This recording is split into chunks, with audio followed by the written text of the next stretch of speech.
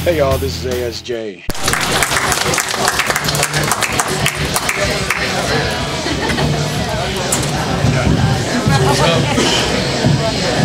Hello, hello. You gotta get like almost in your mouth. You have to go this way. Hello. It's right here. It doesn't work. You gotta get right here. All right, freeze! Nobody move. It's a sticker with a mastodon. David and Karen. Okay. You guys want to introduce yourselves? I know they know you are, but still. I'm the Bo Peep. Nice to meet you. I lost my sheep though. I don't know what happened. Ladies I found a first. sheep. Catherine, please start. I'm Kat. I play Kat. She put a cat. Well played, Miss Kat. Yummy cat. And I would be Austin St. John. Or actually, they would say St. John. Austin St. John. Because I was in England, and I played the Red Ranger, Jason. Now my name is Walter Emmanuel Jones. Walter. Woo! That's right. Yeah. Or if it was Spanish, it'd be Walter E. Jonez. Anyway, I play Zach, the original Black Ranger.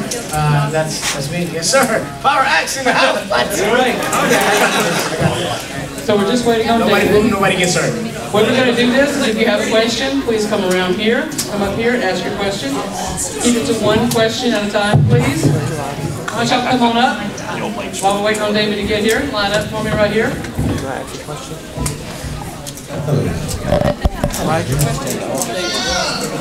Yeah, but I think you should start online. Why happens in the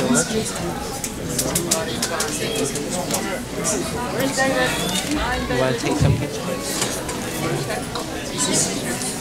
Well, I can see you. How you doing today? Is there any way to get any more on this mic? Can I get this mic turned up a little bit more? Y'all doing all right, man? It's good to be here in Orlando, Florida. Hey, welcome Mr. David, Yost, and Karen Ashley. Yes.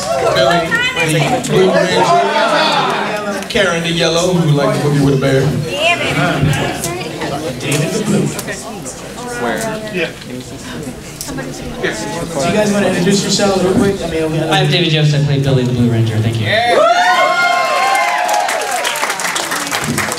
Hola, muchachos and muchachas. I am Karen Ashley and I played Aisha, the Yellow Ranger. Yeah, I have a song. I got a song. Wrote a song about it, like to hear. Here it goes. All right, we ready for the first question? Yes? Up here? Oh. Okay. Nobody? Oh. This question's probably been answered before, but I was wondering, you guys got your ninja powers in the movie and also in the series again. What was the reason for that? Like, because in the movie you guys got it, but then it happened again in the show, like the movie never happened. Right. Well, you know, I think because it was two totally different crews. Like the TV crew was the, you know, they kind of did their own thing, and then when we did the movie, 20th Century Fox came on, and there was all new, you know, top-of-the-line producers who came in and did this amazing movie. So when we went back to the TV show, the TV producers took back up from where they were, and they wanted to kind of maybe do it their own way. Yeah. Both ways are good. You got it twice. Yeah.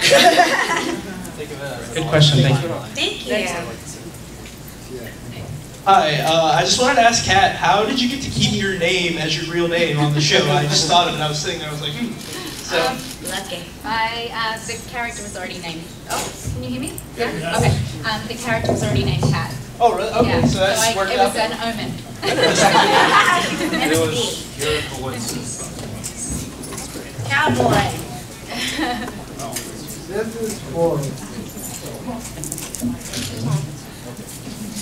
This is for Jason, Billy, and Zach. Okay. David. That's it. You got it. After you were done shooting, I would say the first couple of episodes, did you become friends Did you even tolerate each How long other? did it take? Did you actually think that we like one another? We're better actors than I thought. It was awesome to have friends on the show, so I was wondering if we became real friends in real life. Yeah, I mean, it actually started in the audition process. You know, at some point, they started whittling all these people down, and we became like cast C or something like that. There was like 3 or 4 different casts that they were casting, and we actually used to go to a place called Bob's Big Boy and eat lunch and discuss our roles and discuss what was going on in our lives, and we all kind of became friends even before we shot the original pilot. So we teamed up and we had a chemistry pretty much right away, which is awesome. I thought it was one of the things that really benefited the show and our you know, the way I think we came across as having a history already and a chemistry and a bond and friendship. I mean, like the relationships I thought were pretty well drawn out. Yeah, I mean, that pretty much sums it up. I loved working with all of them, and they all knew more about acting in Hollywood than I did because I knew nothing. And, you know, I traded what I could at the time, some martial arts, and they taught me everything else about what to do in front of a camera. Like I should probably look at it when I'm delivering a line. That was this guy. I remember that audition. He's like, "No, Austin, man, the camera's over there." I was like, "Oh, okay, yeah, that makes sense. Let me try that." And after that, I thought, you know, yeah, we should probably hang out. He's always been a quick study, though. Yeah, yeah. What was your name? I don't. Tell me your first name again. John. John. Okay. I like to call him Cowboy. Cowboy. We met him in Albuquerque. Oh, I wasn't there. How does it feel to be part of something that you started 20 years ago and still have a huge fan base and still going on after all these years?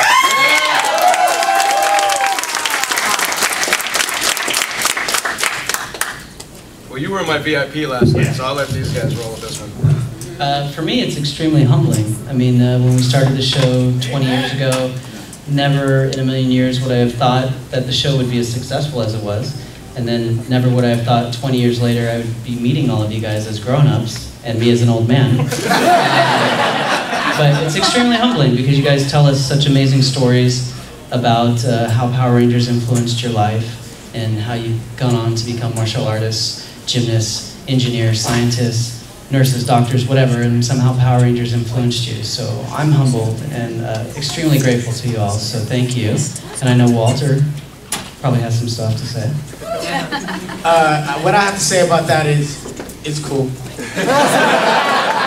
No, really, actually, the thing is guys, like David said, and Austin, we all share the same sentiment. It's amazing because, yeah, none of us knew that the show was going to be what it was. We didn't know that 21 years later we'd be here in at 20 different cities within the year, you know, meeting and greeting our fans who fill us with these amazing stories of how we've been inspirational in your lives and what a blessing it is to us. I mean, to make us, I mean, you don't even, my friends don't even, they don't get it. Like, they know who I am. They know, oh yeah, that Walter's an actor, he was one of the Power Rangers. But what they don't know is because they're not here to see the relationships that I have with fans and how amazing it is to have you guys tell us stuff like, you know, we had a guy a couple weeks ago come up and say, hey man, you know, I used to watch the Power Rangers with my family, me, my mom, my dad, my sister, and we would sit down, it was a family thing.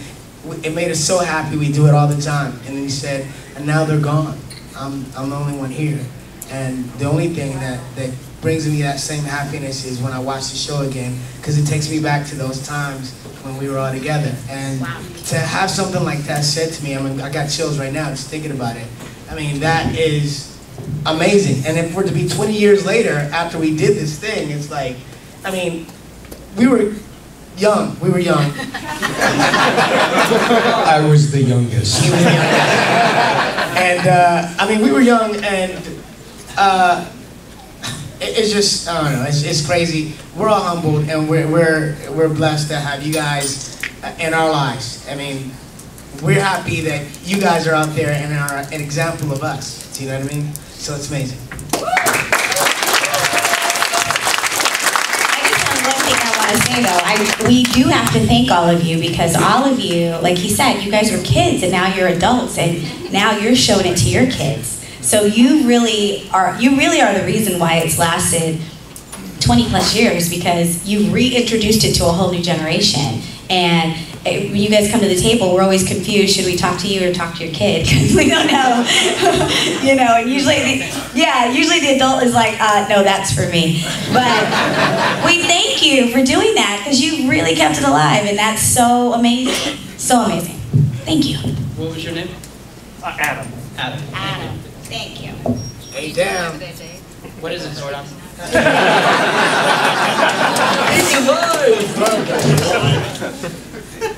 Yeah, I think I've already asked like Austin about like whole dino charge thing, and I know that most likely it's gonna take a miracle to like get Austin as like Choryu Gray or like, and Billy would make an awesome like Choryu Violet, considering the fact that they were both like really techie and smart people. Well, since that question was already answered before then, I was like wondering, like in season 2, they the executives eventually went with the decision that we'll keep like the Mighty Morphin suits as is. And I was like, I've always wondered is like just how different things would have been if you went up with Die Ranger suits, considering the fact that even as a kid, I always thought it was a bit weird that the dinosaurs were transforming into completely different animals and creatures and stuff. So you're asking me how it would have been different? It's like, what would you think? It's like, it's basically a hypothetical. I'll tell you what I think. I don't think it mattered what suit I wore, what sword I drove. It was my job to kick butt, and that's what I did.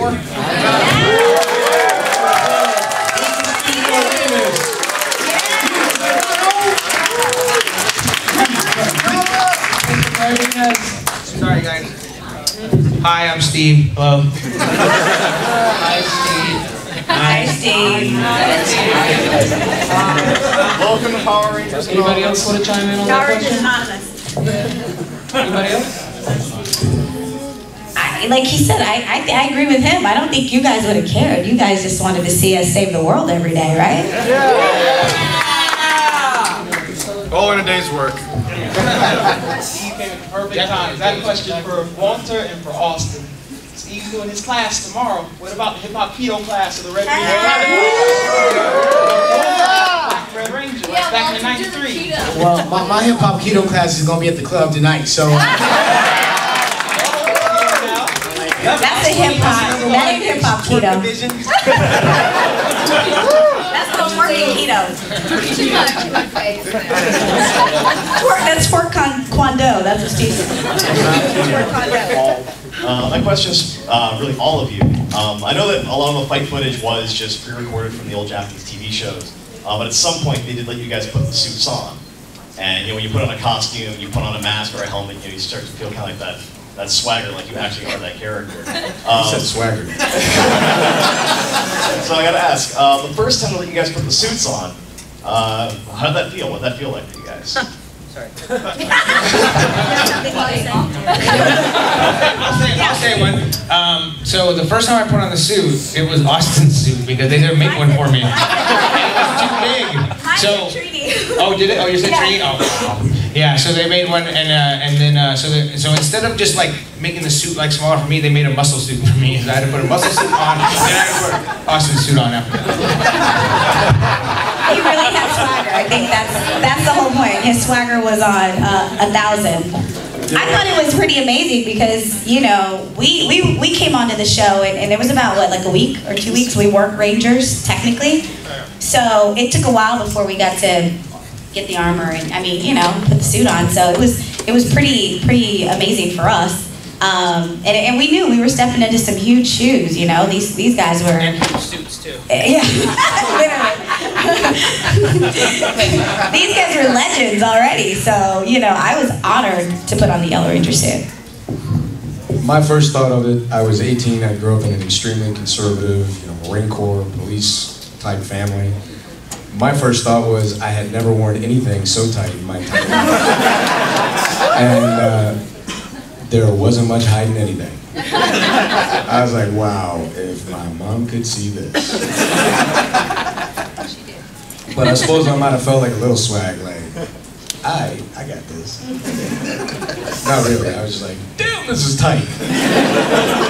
I remember thinking, after putting on the suit, you know, the boots and the neck and the whole thing, walking around without the helmet, I was just like, I need to take pictures. This is cool, I'm a superhero right now. Yeah, I felt like that. You know, I wanted to put my hands like on my hips, like, chest got all big. I was like, yeah, that's right. What's up, girl? How you doing? Yeah, that's right. Mastodon.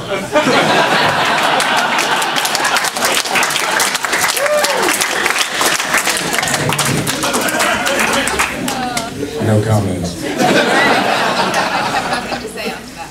I felt the same way. I said, yeah, girl.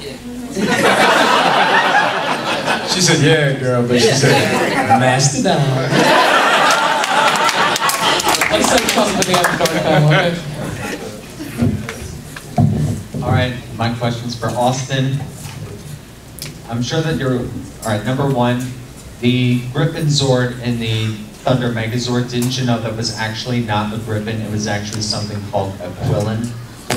And for Serpentera in the original Japanese concept, he was originally going to have a Megazord formation.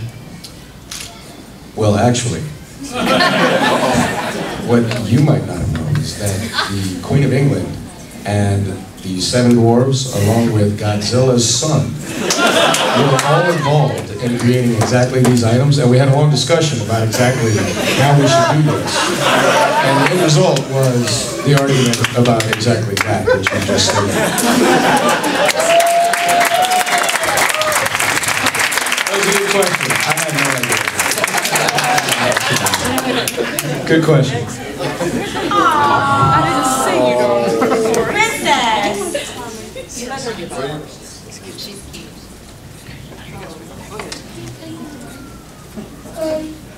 Where do you guys put your things when you move? Good question. Tuck it into your socks. We tuck it into our socks. And then we wear boots to cover it up. I think she believes that. Is she buying it? Yeah. Actually, superheroes aren't allowed to tell you where we keep our secret suits. It's a secret. So we're only supposed to reveal that when we get called to duty. Okay? All right. Good question.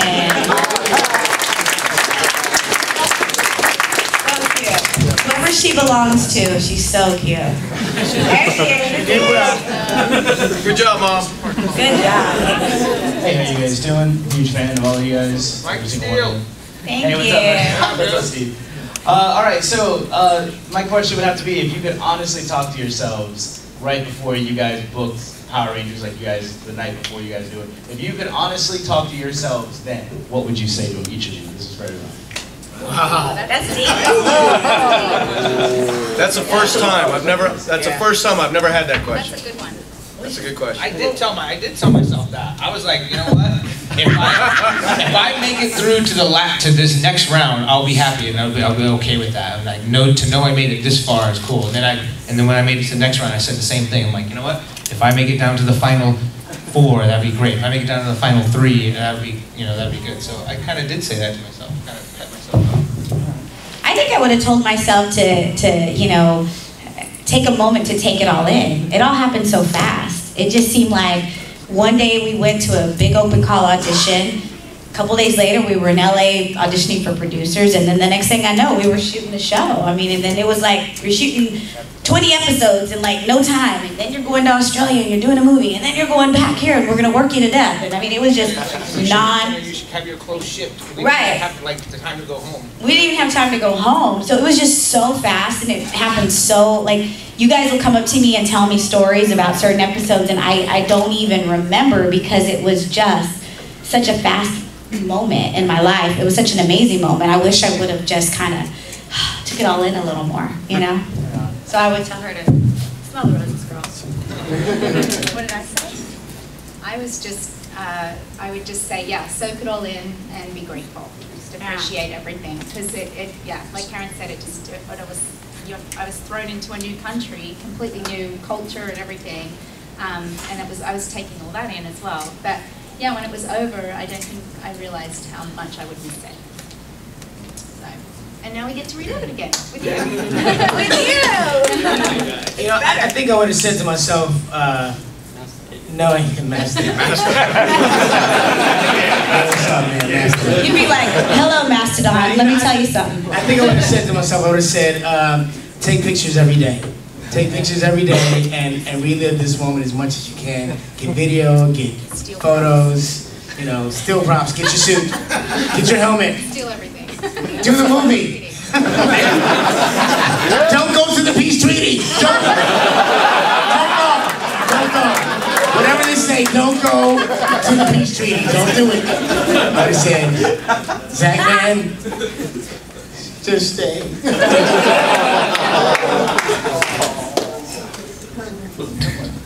Oh, this is gonna be fun. No, I mean, if I'm understanding the question correctly, the night before, like I got the show? I mean, if you could go, yeah, if you not right now could talk to you then, what would you say? I would just say, do not listen to anybody. Do not let people tell you what to do. So like when you get on the show, producers are gonna say things to you, directors are gonna say things to you, and they're gonna make you question your instincts. But do not listen to them, follow your gut, and do what you want to do.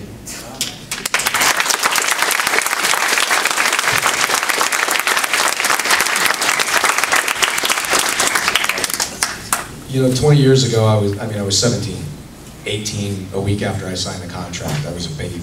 Dang! But we're talking 21 years ago, not 20 years ago. 20 plus. You're 40, right? 40. You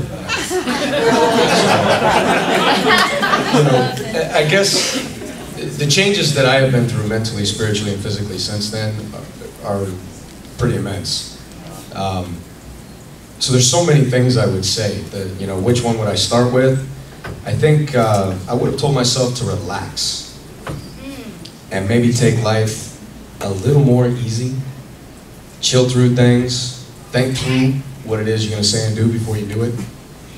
And I think I would have probably followed more in my mother and father's footsteps as far as leadership goes. I took from them what I brought to the show as a leader, and I have them to thank for that. But I could have taken more and maybe brought more of a positive message. And I think that my character did fairly well, but I think maybe I could have done more. And I think that anybody who has been at any time, mothers and fathers included, especially included, every time you make a decision and you have that moment, if you're honest with yourself, where you gotta kind of take a look back for a minute and analyze, what could I have done better? I think those were moments I would have had more of. How could I have done this better? How could this have been more meaningful? And then I got to tie in pieces of what they said. I definitely would have taken more pictures. I definitely would have stood in the mirror and said, Mastodon. So, yeah. I definitely would have taken that suit my last day on set. Hijacked. Thank you guys so much. Thank you. Thank you. Great question. Great question, Thank man. you. Yeah. Hello. Let me take it off. Now, this also goes back to the Turbo movie as well too. Especially right down to you though, Austin. What exactly was your reasoning for choosing to be a bad guy? Was it mostly just so you could pick Jason David Frank up and throw him across the room? Just so you could get your hands on him, right? You're trying to start stuff. Well, the script wasn't written when I spoke with Shuki, or at least if it was, I hadn't read it. So I had no idea who I was going to be throwing around anywhere. But I did tell Shuki I wanted to be a bad guy. Yeah, I was like, you know what? Because I was the icon for the good guy, at least my character was at the time. And I love that. It will always be near and dear and very special to my heart. But let's be honest, bad guys have all the fun. I mean, I'm just saying, you know, like, you would think, because bad guys have so much fun, when you stop by the local prison, they'd all be smiling. Like, you know how much fun I had just to get in here? You know? So I got to have that fun, you know? and red glowing eyes. I mean, I got to play both extremes, both ends of the field, so I loved it, but I had no idea how it was going to lay out, what the map was for it. I just had a blast doing it, though. Expanding your horizons, sound that right? And I've been doing it ever since. Because then I was like, Captain, when you got to face Amy Jo was like, pick us out. what was your reaction to that? You know, literally battling the person you just replaced, you know? I think that it was smart on their behalf because the fans kind of liked that a little bit. They wanted to see it, I think, see her kick my butt a little bit. Be honest. No, it was fun. It was fun having both of you guys there. You know? It was a good time. Yeah. Good question. I'll get you with the gold dark voice. Oh, yeah. I'm the only guy that ever kicked your butt without a suit. Don't mess with me.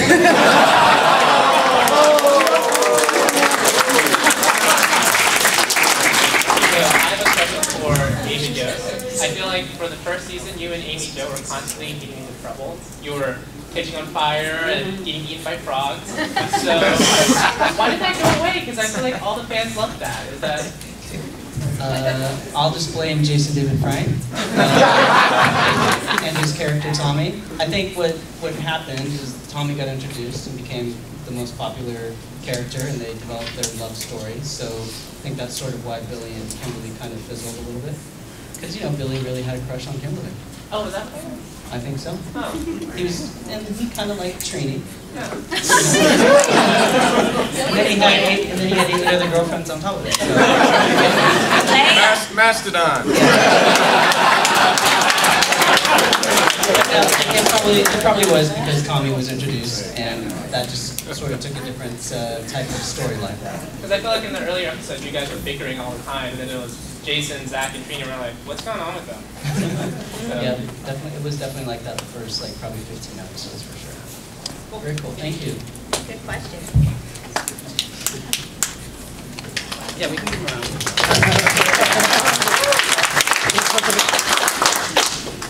Hi guys. When I was younger, your show came on at a really tough time in my life. That was around the time where I got my first pair of glasses and I was being bullied a lot and everything. Your show gave me a lot of strength considering we had Billy who had glasses, who knew how to kick some butt. Yeah. And we also had not one, but 2 girls. Yep. You guys were a really relatable show and you guys were my idols. Now, my question for you guys, thinking back to being an 8-year-old, at the same time that, you know, I was going through my times, what was your idol that gave you guys the strength? Wow. Thank you for saying that. Thank you for sharing that. Yeah. I would have to say my mom. My mom was a single mom, you know, and back then she raised 3 girls, you know, by herself, and she was also a business owner. She had her own business, and so for me it was like growing up in my house, I really was taught you can do anything you want.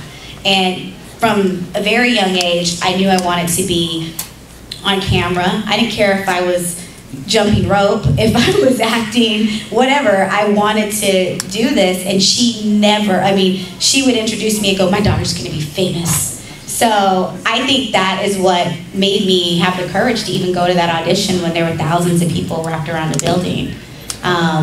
But yeah, my mom was my hero. Superman. Man of Steel. Yeah. It would have been my parents too. My family as well. I was inspired by you know, the people in my community as well as my family, my aunts, uncles, you know, my dad, my mom. They all kind of inspired me to be who I am, and the person that I am today is because of my mom, you know. So that's. I mean, there were people on TV I admired, you know, like Billy D. Williams. I was like, yeah, I want to be like Billy D. Yeah. Don't let the school. Thank you guys for everything. Thank you. Thank you. You're beautiful.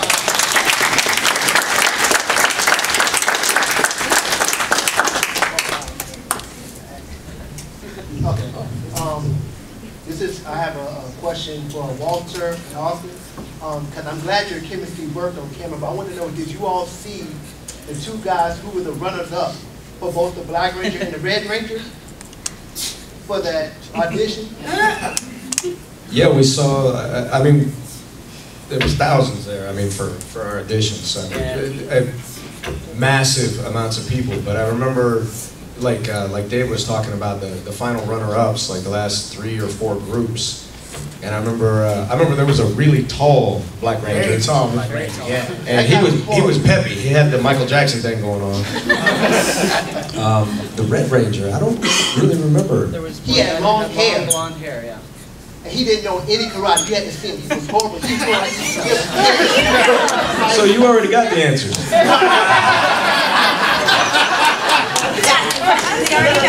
I want to know what did you, if you saw, what did you think of him, like auditioning for the role that you got? Because I like your chemistry versus, you know, I thought like the guy who was trying to be the Black, he was trying to be too cool, and the guy who was trying to be the Reverend, he didn't know it, like he was too stiff. Did you see the audition? You saw these auditions? Yes. I think Tony Oliver showed Tony Oliver Oh, I didn't know I that. gotta get a copy of those. My take on it, I mean, I wasn't. I was 17. I was very young. I was surrounded by everybody who knew more about acting than I did, and I was a little insecure about it, just a little. And it was one of those things where I wasn't looking at anybody going, "Yeah, he sucks. He sucks." No, he's got nothing, because I was too busy going, "What do I got to do again?" Until they said do martial arts, I was like, I got that. See, you did really good at your auditions. Like you were a natural, both of you guys. So it's just like, you know, I can't even tell. I can remember watching the other groups. I mean, you can watch anybody sitting in the room. You can watch a group of 5 people get together and tell if they have chemistry or not. I think that we all knew with certainty that we had good chemistry, and that maybe the other groups didn't have as much. I think that was pretty easy even for a young boy like me to pick up on at the time. Yeah, it was interesting because watching, I think we did get to see, did we get to see them? Yeah, the 3 casts, we got to watch them go up and do the scene, and then we did the scene. And I just remember, I remember thinking, oh, I got this. I was, because looking at the hip hop keto, that aspect of it, I was, and I knew that I could do flips, back flips, front flips. I know those skills that I had were impressive. And then being able to put it with martial arts and acting. I mean, I at the time, I just felt like I'm in the right place with the right skills at the right time. And I really felt positive about our cast and about our chemistry. And looking at the other groups, I was afraid, you know, it's possible that we wouldn't get the job, that they might get the job, but I had a feeling, I was like, I think we got this. Yeah. Thank you. Thank you.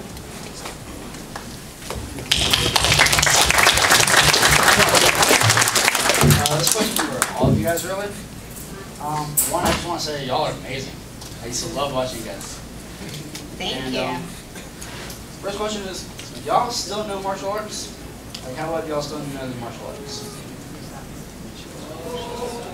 I don't know if you actually forget martial arts. I mean, you can. You don't maybe remember all of your techniques, but I've been studying since I was a kid, and then I had a break for years. Then I did Rangers, and I started studying some more, and then afterwards I studied more. So I'm not studying currently. Well, a little bit. I learn with Steve sometimes. Steve is oh, there he is. Steve is he teaches Brazilian Jiu-Jitsu, and I work with him sometimes, and I'm learning with him. But yeah, I can still kick in the head. Do it. Let me see. I'm just kidding. I'm just kidding. No kicks in the head. I think I was in the Middle East almost for the last 4 years continuously. There wasn't a whole lot of there wasn't a whole lot of taekwondo or kenpo or karate or dojos per se. There were a lot of soldiers, and there was a lot of what we call combatives. And I had a little different purpose to it. It wasn't competitive. There was no refs. I mean, we refed each other. There was always someone there to try and keep us safe. We try to keep the ego fools from coming in and trying to one up somebody else and hurt each other. But it was martial arts designed for one purpose. So that's really the last 4 years of what I did. I haven't been active in martial arts since I've been back. I've been with family and I've been on the road. I'm healing up a broken ankle and some messed up shoulders. I'm hoping maybe in the next year. I was looking at, I have a buddy who's really big into Wing Chun and Wushu. So I'm thinking about delving maybe a little more into some of the Chinese arts, which I don't have a lot of experience in, but I'm looking forward to trying it. I love new things.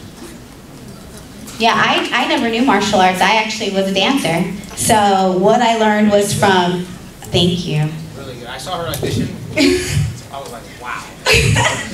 Thank you. I saw him audition, him and Johnny Bosch, and I was just, it was no question in my mind that they should have a part. You know, it was a really cool process because they would kind of took us in by ourselves and then we kind of went in together as a group. And then they mixed the groups up and I went in with another group. And these two guys, I mean, it was crazy the stuff they did. So these guys were martial artists. I was a dancer and the stuff I learned was from the stunt team and from these guys. Like we would, you know, I really went on not wanting to look like the girl who didn't know because everybody looked like they could fight, you know? And I didn't want to be the one who couldn't couldn't do stuff. So I would constantly work on different things and they would help me and so that I would look better on camera. But this guy is still kicking butt every day. I still train. I did Taekwondo forever, and you know, I ran a school for a long time with that. But when I got introduced to Brazilian Jiu-Jitsu, I kind of stopped training all the other stuff and focused on that. And that's what I do now. I have a studio called Force Balance Brazilian Jiu-Jitsu in Los Angeles. And that's pretty much what I do full time when I'm not on the road. I teach during the week, and then on the weekends I travel around. Very good teacher. He's really good at what he Very does. good teacher. Really good teacher. And I was also a dancer like Karen, so we had to we were used to choreography, so that helped. Yeah. But the boys really helped us, make us look good. Can we see you guys dance right now? No. I don't twerk. Why should just dance? You should dance as well, Walter. What's up? Yeah. Why should just they dance? Yeah, Walter. I've been dancing all day. Okay, get me to stop. You put on some music, I'm like, oh, hey. Okay. My question is for anyone who wants to answer it, but particularly interested in what Austin wanted to say about it. I really love the show exactly as it is, but if they were to do a kind of Battlestar Galactica reboot, kind of like a darker, more adult, nuanced, subtler kind of show, what sort of storylines would you see for your characters? Huh, that's good. That's a good question. Yeah. You said you wanted to hear my answer. Well, everybody. Specific. Specific. You got to answer. Well, I didn't want to take the mic if it was, you know. I would love to see a darker, grittier side of Jason, especially after 4 years in the Middle East and some hard life lessons. I think I could bring a whole nother side of Jason to the camera. Yeah!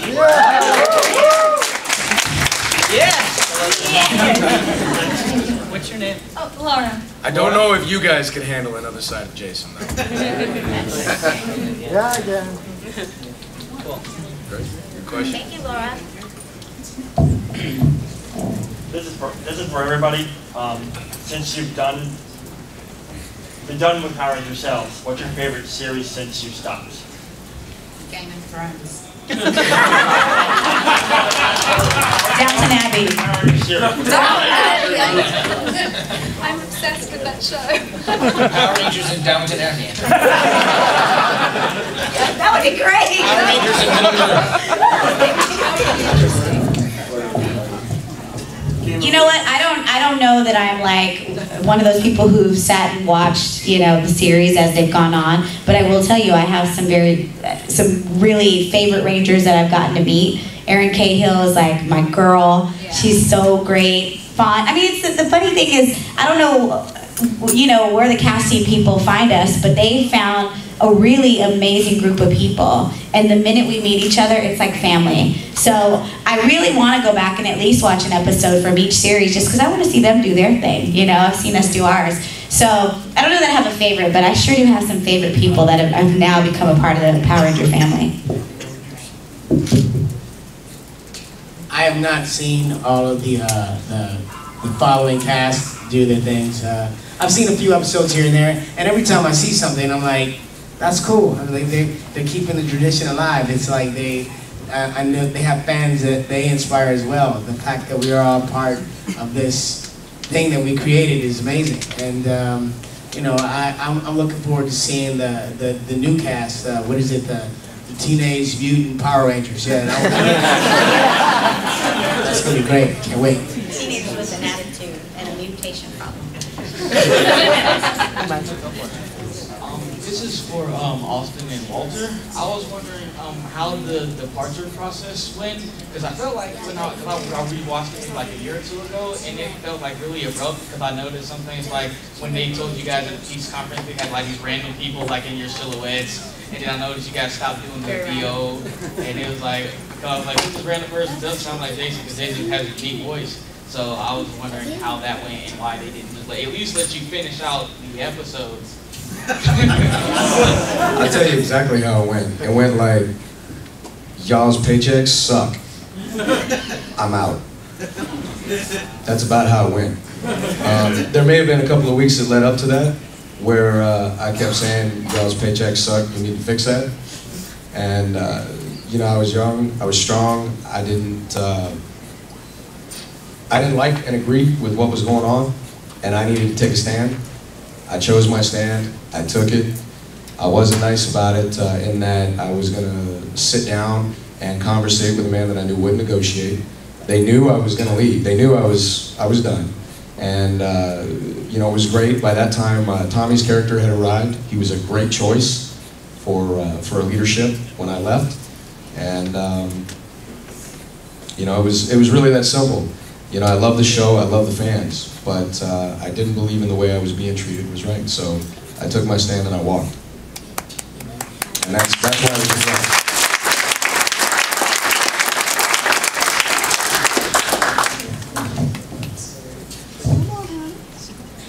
Come on, baby.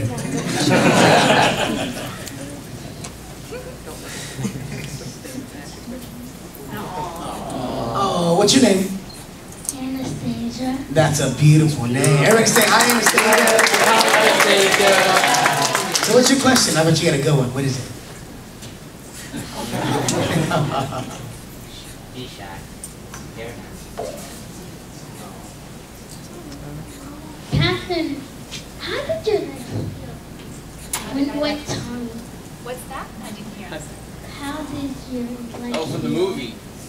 In the movie. In the movie. Oh, in the Turbo movie. Larigo healed my leg. Remember? The little alien guy? Yeah. It's okay. That's all we got now. When you guys started like being Power Rangers, did you guys know how to fight? Or did people show you how to? People showed me how to. People showed me how to, but these guys, they kind of already knew. And when you guys were Power Rangers, did you guys like your colors? Yes. I love pink.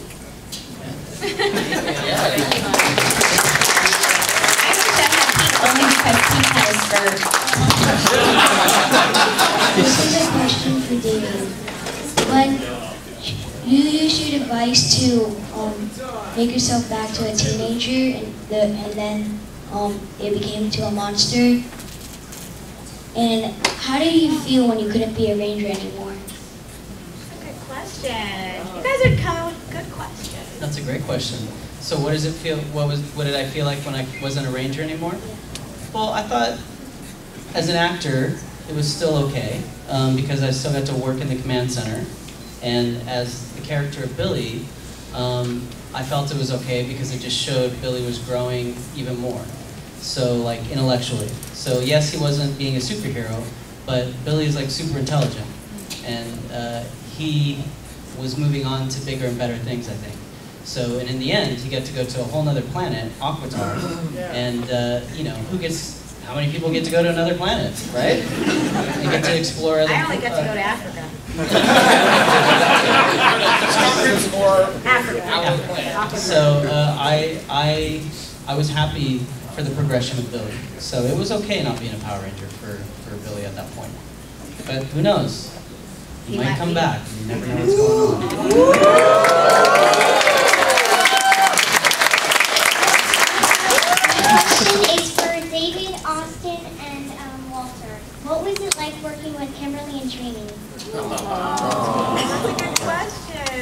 It was awesome.